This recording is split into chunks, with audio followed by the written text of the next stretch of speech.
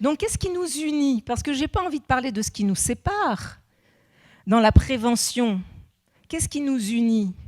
On vient de le dire.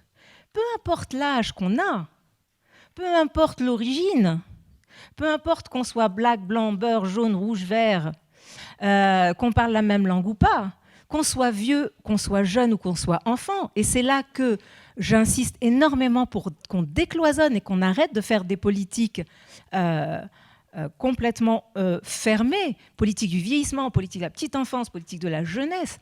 C'est que quand on a mal, on n'est ni femme, ni homme, ni jeune, ni vieux, ni blanc, ni rouge, ni vert, ni noir. Quand on est fatigué, pareil, on n'a pas d'âge. Et on est juste fatigué.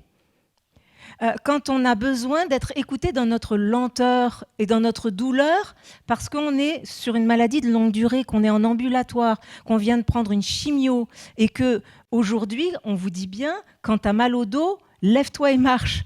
Alors qu'à l'époque, on vous disait, tu as mal au dos, reste couché surtout. On voit bien qu'il y a une grosse évolution de notre société, ne serait-ce que sur la manière d'aborder la douleur, la maladie, la fatigue, etc. Mais mon quart d'heure à moi, quand je vais bien, n'est absolument pas le quart d'heure d'une personne qui sort d'une chimie en ambulatoire, ou d'une personne qui a mal partout, ou d'un enfant, ou d'une personne âgée qui rentre dans la douleur. Donc moi, ce que je vais faire en un quart d'heure, elle va mettre 3 quarts d'heure à le faire. Et il va falloir qu'elle puisse se poser 10 minutes tous les 20 mètres. Vous voyez où est-ce qu'on en est là de la prévention?